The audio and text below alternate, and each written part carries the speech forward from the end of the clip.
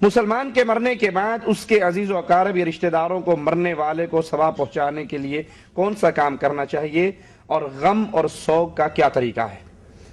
کوئی مسلمان فوت ہو جائے اس کے سارے اعمال روک دیے جاتے ہیں۔ رسول اللہ صلی اللہ علیہ وسلم کا فرمان ہے آدم کا بیٹا جب مر جاتا ہے اس کے اعمال منقطع ہو جاتے ہیں سوائے 3 عملوں کے۔ اس حدیث میں 3 عملوں کا ذکر ہے۔ وہ عمل کیا ہے؟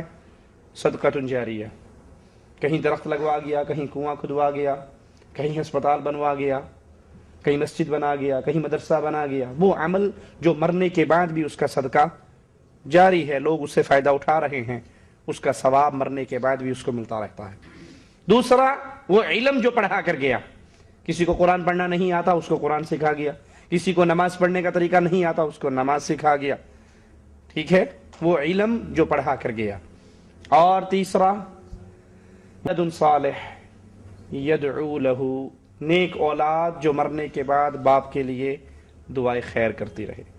اگر معاملہ ہوتا نا صرف ولد صالح، نیک بیٹا، تو کئی لوگوں کے لیے دروازے کھل جاتے۔ وہ سمجھتے نیک بیٹا درویشوں کو بلا کر گھر میں ختم کروائے، قرآن خوانی کروائے، مولویوں کو اکٹھا کرے، دیگ چڑھائے، ان کا پیٹ بھرے اور ان کو بھیج دے۔ حدیث وضاحت کرتی ہے ولد صالح یدعو لہ، نیک بیٹا باپ کے لیے دعا کرے۔ ایک حدیث میں آتا ہے انسان جنت میں ہے اس کے درجات بلند ہو جاتے ہیں ثواب پہنچانے کا۔ یہ بلٹی سسٹم مولویوں کے پیٹ تک جا کر رک جاتا ہے۔ مرنے والا مر گیا، اب اس کے لیے دیگ چل رہی ہے، اس کے لیے گٹھلیوں پہ آیت کریمہ پڑھا جا رہا ہے، اس کے لیے وہ آپ نے دیکھا ہوگا مدرسے کے مولوی کے پاس آتا ہے، گاڑی سے اترتا ہے اور کہتا ہے جی میری امی مر گئی قرآن دے دو۔ ایک درویش اٹھتا ہے، ایک درویش سے قرآن مانگتا ہے، وہ کہتا ہے میں نے 2 پارے پڑھے اس کو دے دیے، وہ 3 پارے پڑھ کے دیتا ہے، وہ سٹاک اکٹھا کر کے اسے ایک قرآن کی خوشخبری دیتا ہے، جی ایک قرآن آپ کو مل گیا۔ وہ اس کے بدلے میں 500 ریال دیتا ہے، 500 روپے دیتا ہے مولوی کی جیب میں، اور قرآن لے کے اپنی ماں کو بھیج دیتا ہے۔ یہ سب ڈرامہ ہے، یہ سب ڈرامہ ہے، یہ کھانے کا ڈھونگ ہے، یہ مولویوں کا بنایا ہوا معاملہ ہے، یہ میڈ ان انڈیا پاکستان مسئلہ ہے، یہ قرآن و حدیث کا مسئلہ نہیں ہے۔ قرآن و حدیث کے اندر جو اعمال رسول اللہ صلی اللہ علیہ وسلم سے ثابت ہیں وہ عمل کرنے چاہیے، دعائے خیر کرنی چاہیے۔ اگر یہ کھاتا ہوتا کہ یہاں سے پیچھے کوئی نماز پڑھ کے بھیجتا رہے، کوئی قرآن پڑھ کے بھیجتا رہے، تو امیر آدمی جیت جاتے، غریب مارا جاتا۔ امیر مرنے سے پہلے کسی مولوی کے نام 2-4 لاکھ روپے اس کے اکاؤنٹ میں ڈال جاتا کہ مولوی صاحب میں جا رہا ہوں، تو لگے رہنا پیچھے۔ ہاں، جو انسان لیس للانسان الا ما سعى، انسان کو وہی ملے گا جو انسان خود کر کے گیا۔ غم اور سوگ کا کیا طریقہ ہے؟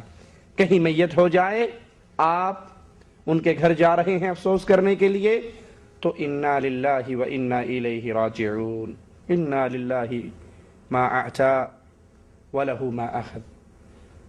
ہم نے بھی اللہ کے لیے اللہ کی طرف جانا ہے، اور یہ جو چلا گیا یہ بھی اللہ کی امانت تھی، ہم بھی اللہ کے ہیں، یہ بھی اللہ کا تھا، ہم باقی ہیں، اس کو اللہ لے گیا ہے۔ جو چاہے وہ لے جائے، جس کو چاہے چھوڑ دے، ہر چیز کا اللہ کے پاس وقت مقرر ہے۔ اصبر واحتسب، صبر کرو اور اللہ سے ثواب کی امید رکھو۔ یہ غم کا طریقہ ہے، یہ افسوس کرنے کا طریقہ ہے۔ اس کے لیے دعائیں خیر کرو، اس کی مردے کی نیکیوں کو یاد کرو، اس کی برائیوں پر پردہ ڈالو۔ جو ہمارے ہاں چلتا ہے،